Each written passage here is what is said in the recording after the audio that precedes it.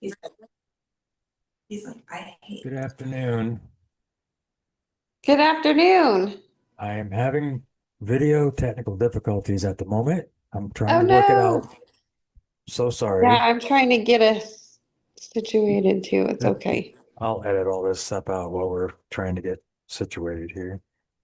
It was working earlier. That's one of those things, I guess. Yep. What's a podcast without technical difficulties? Right, exactly. Okay, let me see here. So, while I'm doing this, if you'd be so kind to tell me a little bit about your group and what you're up to and what you're all about. Well, we are closer to the veil. We are a paranormal investigation group based out of Arizona. Even though we go a little bit of everywhere. Closer to the veil started in 2021. When I sat on my couch and thought, I'm done watching it and I'm done doing like research on it. I might as well be out doing it. Right. So, yeah, we liked to go out. I'm a sensitive and Jenna's a sensitive. So, yeah, that's what we are. We like to go out and we give ghost tours, not through Closer to the Veil, but through a different company. So, yeah, we like to teach people how to do it and see how it goes. It gives us the opportunity to see some places that we might not get to go to. Yep. So where's the farthest location you've been to so far? The farthest Hmm. location? Yeah. As a team, I would probably Virginia City. Yeah, we've gone to Virginia City. We just got back from Mount Wilson, Nevada, in Pioche. Yeah, Nice. yeah, which was pretty cool. I mean, I've been to haunted places clear out in Pennsylvania, but not as closer to the Vale. Right. And I went to Bobby Mackey's ages ago with an old team too. But I think as a team, the furthest we've been is Virginia City so far. It's too bad that's gone now, huh? Yeah. Yes, it was so cool. I was wanting to go back and supposedly they're going to rebuild those, so I'm pretty sure it'll still be haunted. They're gonna rebuild it, huh? Hmm. Yeah, that's what I heard. Okay, I think I got it fixed. Just give me another minute. Well, I'm kind of a relatively new to, I've been investigating for a long time, but forming a group is a new thing for me. I'm focusing more right now on sharing experiences with everybody else. That's why I started the podcast. But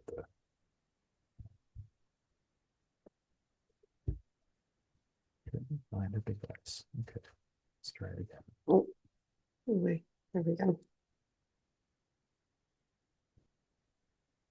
All right, you still there? Yeah, I'm still here. I'm sorry. Okay. Oh, that's better. We couldn't really hear you, so I had Oh, to turn it up. okay.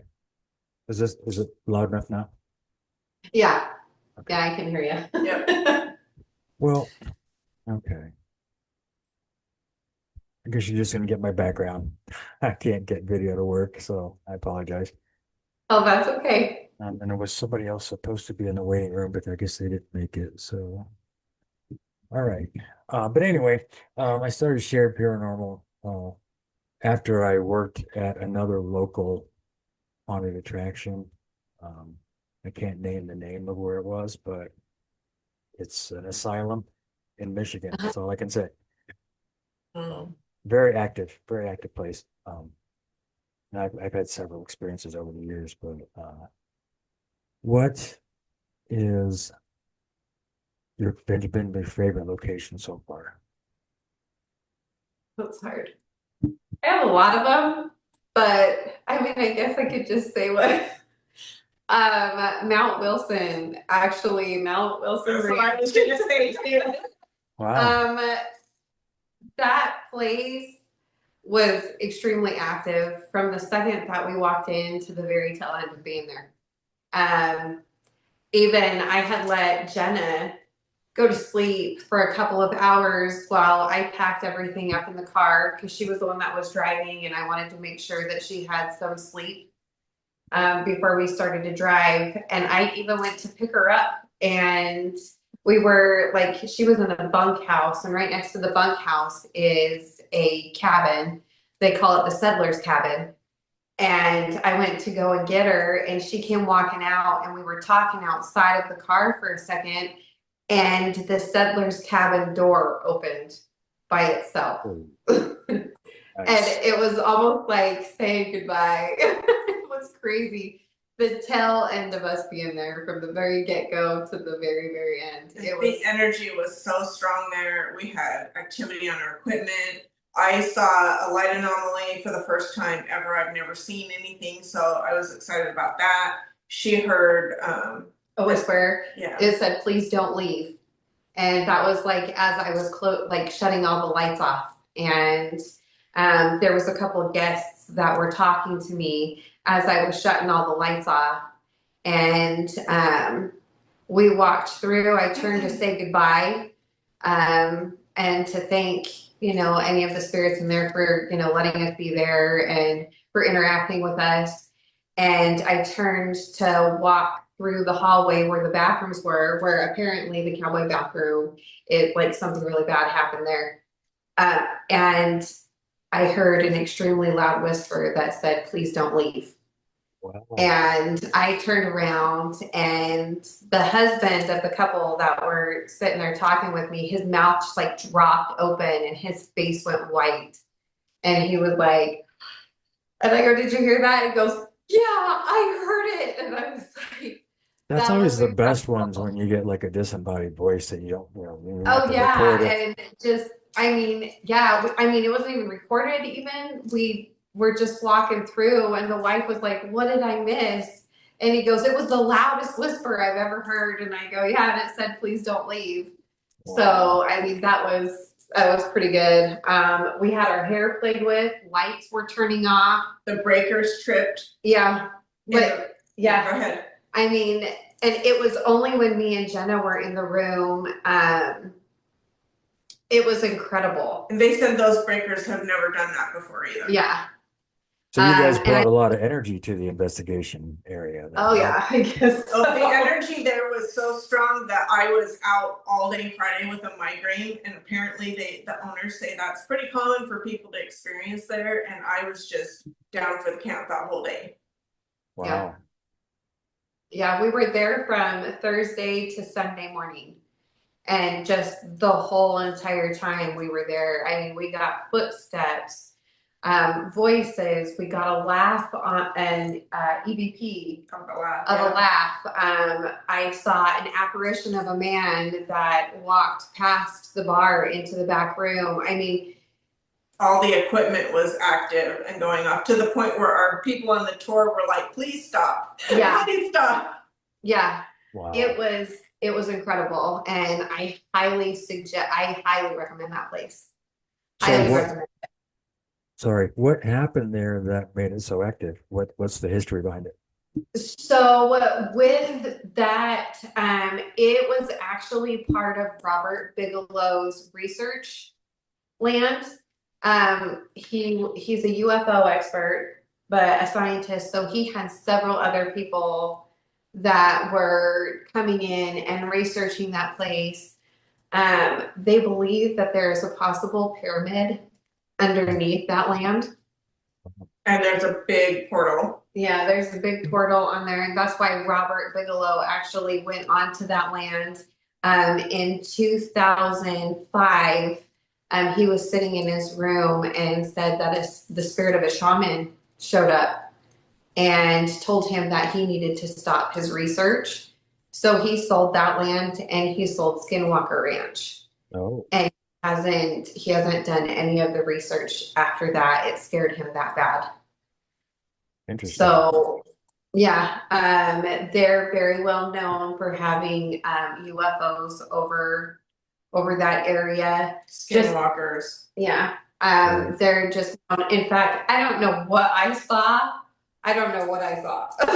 Like, even I'm thinking about it. I went out back just before we started one of the, like probably about an hour and a half before we started one of the tours, just getting ready and all of that stuff. And I looked past and there's a mountain that's like straight on ahead. And I saw something big and brown run, and it ran so fast that I could not figure out what it was. Hmm. And I was like, "Do you guys have Bigfoot here?" Because I just saw something, and I don't know what it was, but it was big. And they were like, "Well, I don't think we've ever had Bigfoot." I don't know. I don't know what I saw though. Wow. But it was pretty big size, pretty big and brown.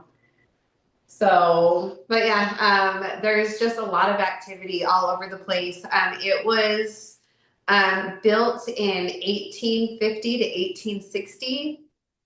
And then the settler's cabin that was there was built in 1870 by the Craw family. And then shortly after, the Cole family came in and had married into the family. So they both had that land together. And then they had that land all the way up until what? Oh, I can't remember.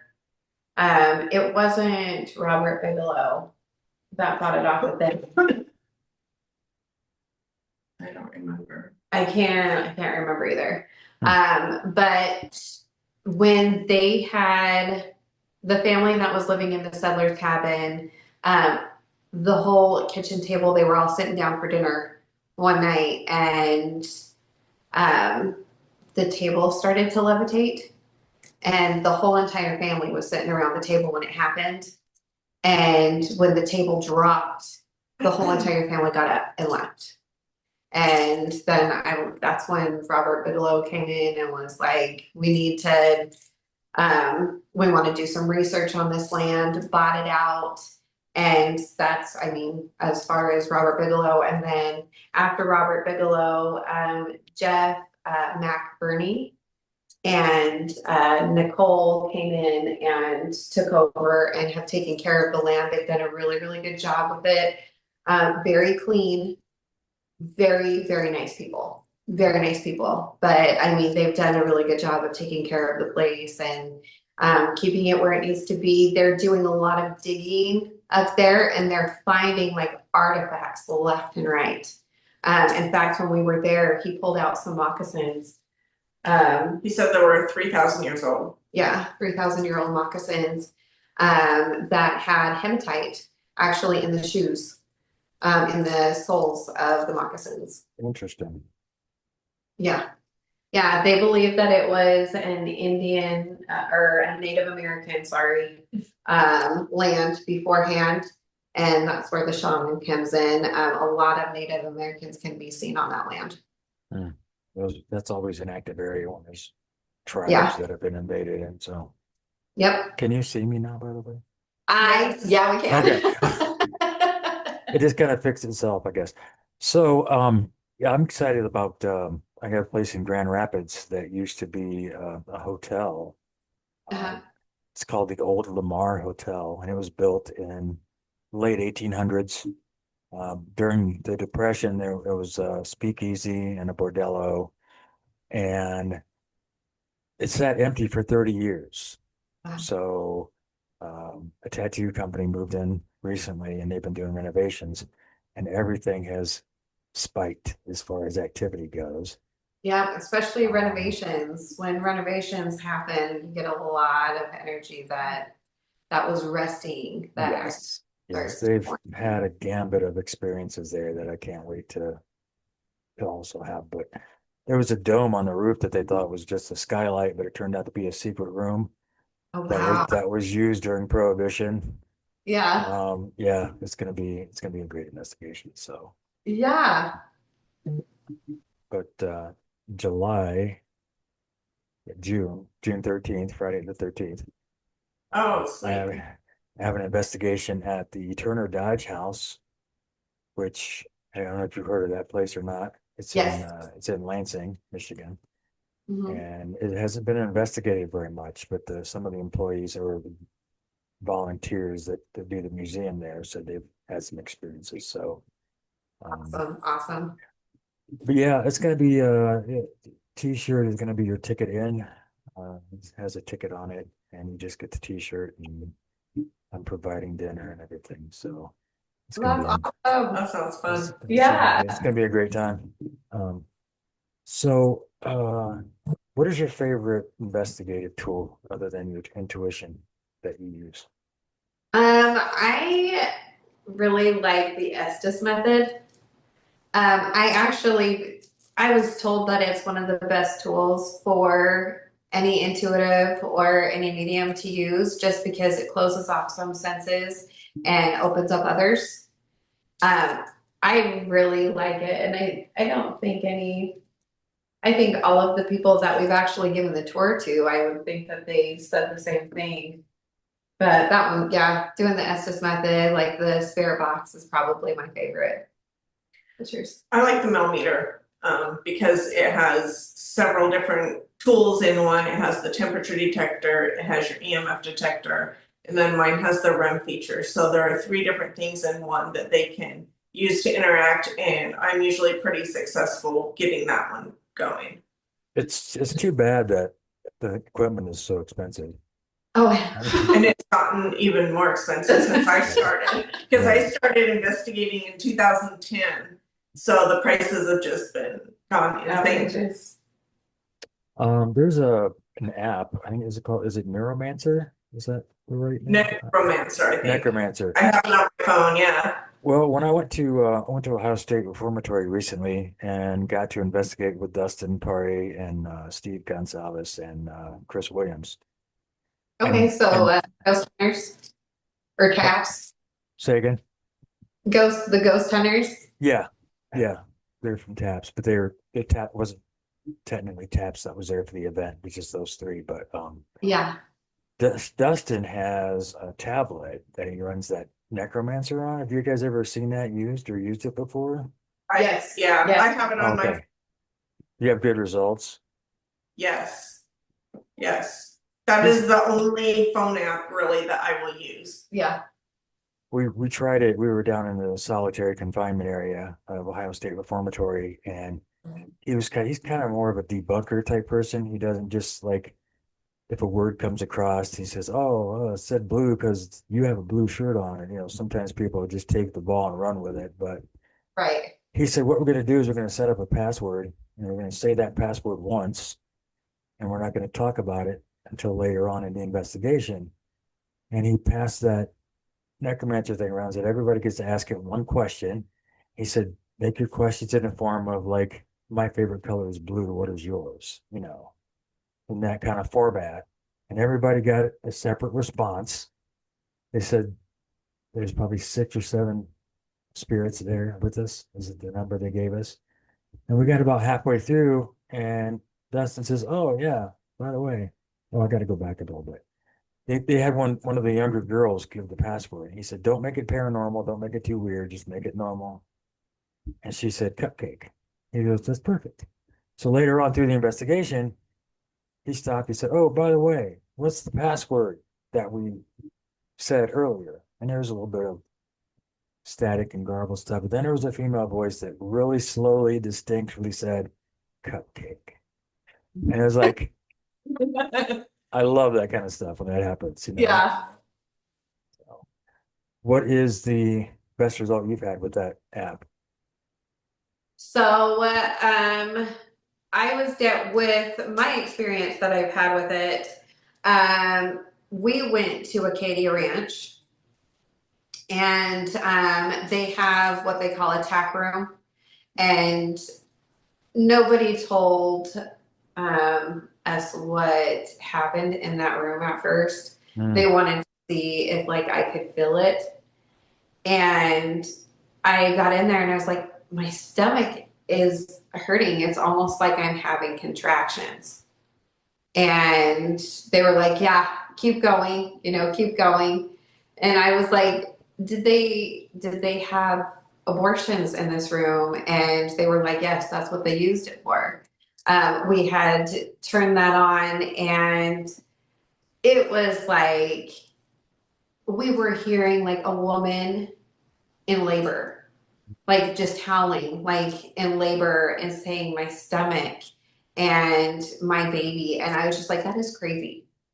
That is insane that like right off the bat, we were hearing all this. And I mean, I even have it on video of her like screaming in pain, like some woman like screaming in pain because she's either in labor or, getting an abortion. Nice. I'm gonna So have an actual episode with nothing but evidence, and it's gonna be probably way longer than my regular ones, but I'm gonna have people that have told me they've got some compelling evidence that they want to show and have them on and just share that with everybody. awesome. The best evidence I have, I used to work security. I still work security, but I worked at a hospital. It was a psychiatric hospital, still active. Uh, But when I was walking through the building, there was an old morgue in the building, and they took all the drawers and everything out, and they were trying to make it into a storage room. I thought, just for the heck of it, I'm gonna keep my phone in there for a while. You could hear me leave, you could hear me get on the elevator, and then after that, I had an hour and 13 minutes of conversations, wow. moans and groans and screams. Somebody got really close to my phone, and I could hear their breath blowing into my phone.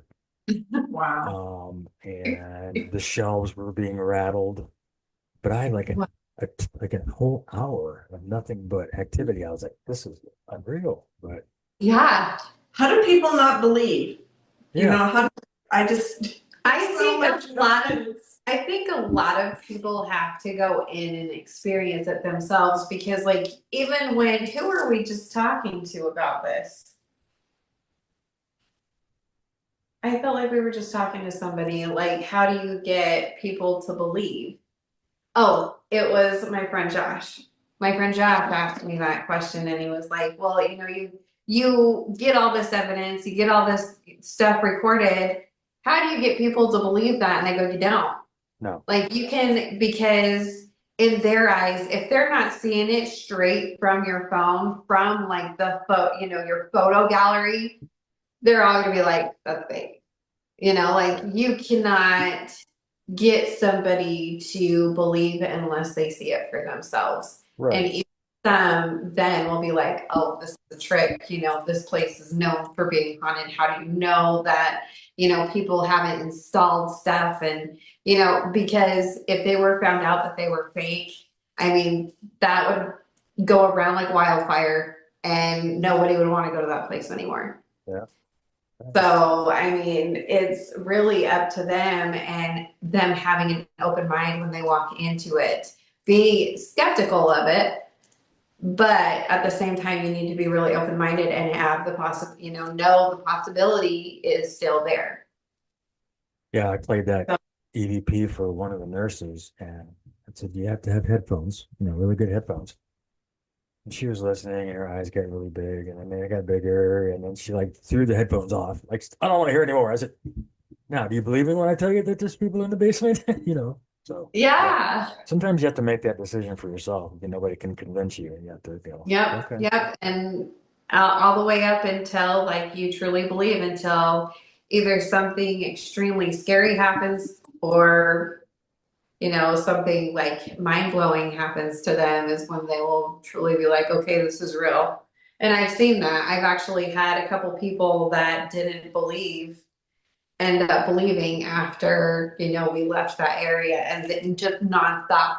Like it's almost like their clock is rolling in their head, like how did this, and they're trying to make sense of it and there's no way that they can make sense of it until I'm like, well, you just had a paranormal experience. Right. Um, so where's your next investigation gonna be? We have the Gila gel, and that's coming next week. We'll be out there next weekend. And then we are planning to go down to Tombstone. Tombstone is kind of like my paranormal home, I guess I could say. It's like my paranormal stomping grounds because I've been there forever, like since I was in my 20s, on up. I've gone down and and investigated and, checked it out. But we have that one coming up as well. So, but we also have Acadia Ranch that will be coming up. I believe that we have a tour there, maybe 2 tours. I think. I think there's one in June, maybe July. I can't remember. I think it might be September and October. I think. Do you Yeah, ever get to we've got Michigan? quite a few. Do you ever get to Michigan? Yeah, I'm sorry, I didn't hear you. Do you ever get to Michigan, or is that too far? We haven't yet, but we actually have quite a few people that have been asking if we'll go to Michigan. So I have a feeling that will be coming up Yeah. pretty close. July Since 12th. people are asking. You what? July 12th. I'm hosting an event with Motor City Ghost Hunters, Uh-huh. and it's the Redford Theater. It's been around for 160 years. It's a Okay. beautiful, beautiful building. One of the volunteers who died at age 105, the request in her will was that her ashes be put in the building in one of the light sconces in the main theater so that she could watch over her theater for eternity. That's awesome. Wow. There's a lot of activity there. Like that gave me like goosebumps. I know, right? But there's a lot of activity there. The boiler room, the old dressing rooms are supposed to have a lot of activity. Wow. And they're not charging my group anything to go. It's not costing us anything. Yeah. We will be making a donation to the museum or the Redford Theater, but also the old Masonic temple across the street, Wow. untouched since they closed, and Oh my gosh. they have the keys for that one too. So we're going to start That- there. That's awesome. Yeah. We're going to start there at 10 o'clock at night, and then we'll end up at 2 o'clock on the other location. But that temple, it's going to be extremely active. I mean, Yeah. You and- just saying that, it's a temple. It's got to have a crap ton of activity flowing through it. and all the altars and all the meeting room stuff is still there, and yeah, Wow. it's good. And the Ghost Hunters, Motor City Ghost Hunters, actually had an office in that building, and they said it got to the point where we couldn't get a lot done because there was so much going on there, Wow. voices and apparitions and you name Awesome. it. Yeah. did, so I kind of felt like that when we were at Mount Wilson. I just had started my video. I was showing my husband because we have like one video that's like 37 minutes, I think. And I went to show him, and I didn't even realize all of the stuff that was going on until we were watching it. Because I had Jenna over here going, I feel like somebody's playing with my hair again. And then all of a sudden I'm all, did you hear those footsteps? There was footsteps. I mean, it is like nuts. Just left and right. We have the laugh that goes on. I mean, it was great. And then I'm all, I just saw somebody. It was just nuts. Like, just out of control, just so much. And we were at that point, I think we had only been there for 2 hours. Yeah. It was Yeah. nuts. wow, I love it when that happens. Oh yeah. I'm also at the end of the summer going to Nunica Cemetery. Nice. It's been reported as seeing several apparitions, several angry spirits, lots of EVPs. Yeah, it's just gonna be outdoors and How fun. Yeah. Yeah. We actually have a cemetery here. That's pretty active. It's in Chandler.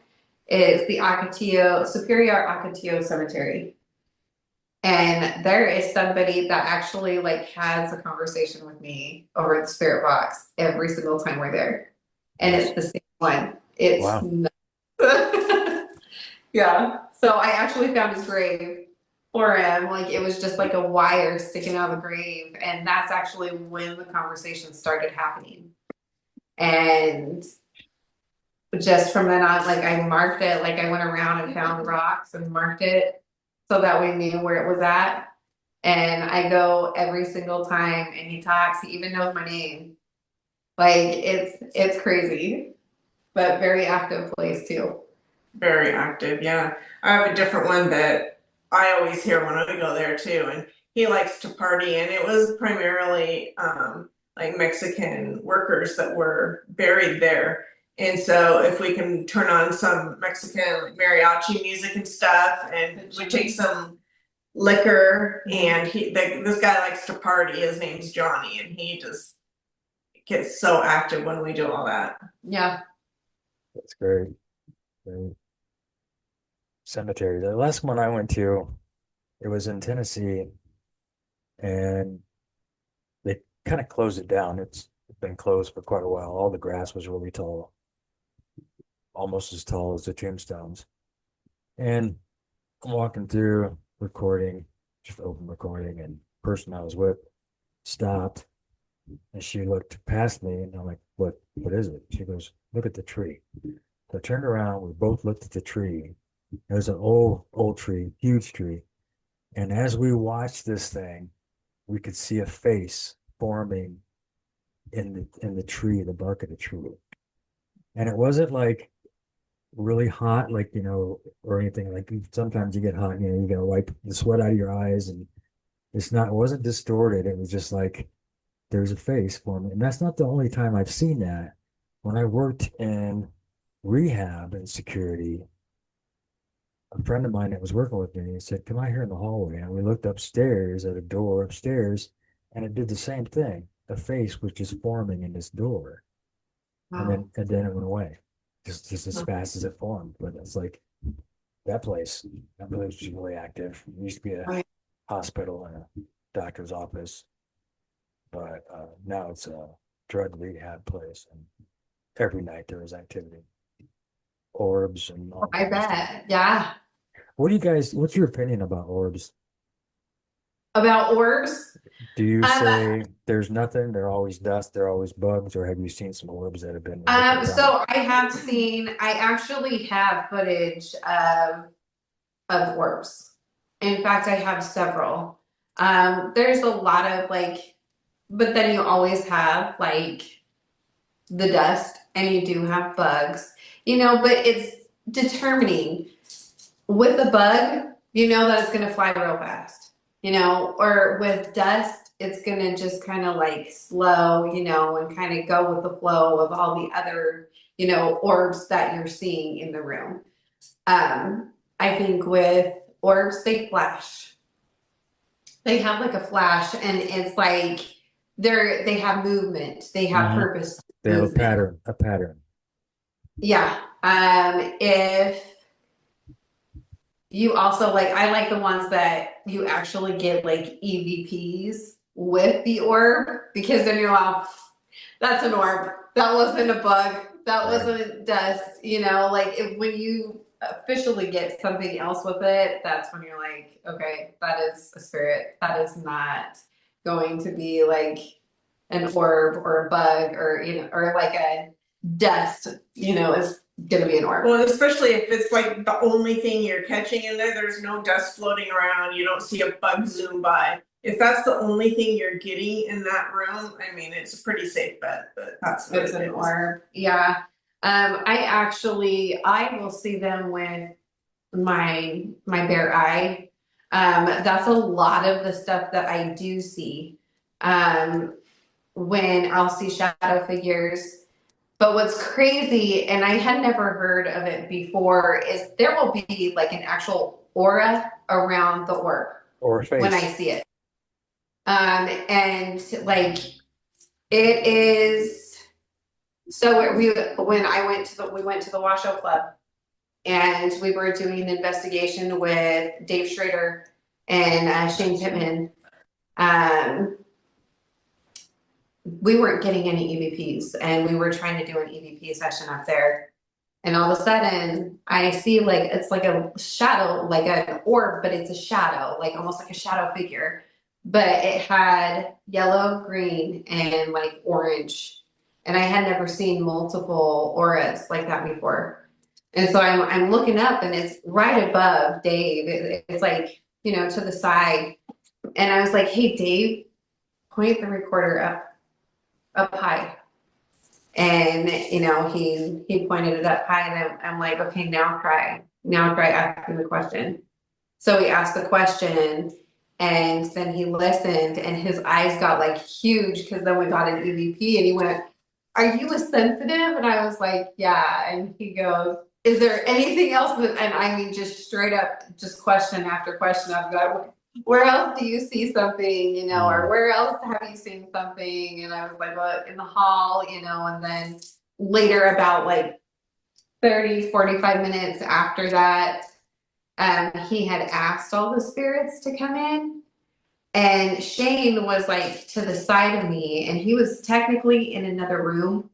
And we were like, it was just like the threshold basically. So like the doorway, and he was like right on the other side of that door. And I was like on the other side into the other room.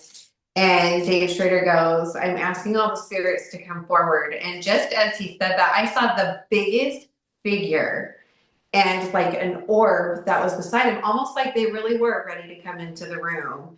And I saw that huge figure like step. It was like the weirdest thing, and just like step like forward. And Shane's eyes got big, and then he backed up like this, almost as if he was like getting ready to let him in. And I go, "Did you feel that?" And he's all, I was like, "Guess it's coming in." It's coming.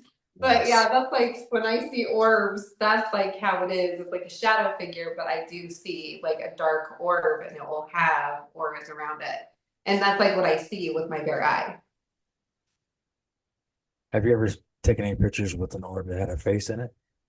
Yes, several. Yeah. Several. I've got some of those too. Yeah. My stepdad was a skeptic, and they had put cameras all over in his mom's home because she had dementia, and she didn't want to go to a nursing home. And so they had put her in, like they had the caretaker come in. Her husband had already passed, and she would sleep with a picture, like a really big picture of him. And she would kiss the picture goodnight, and then she would like set it down beside her.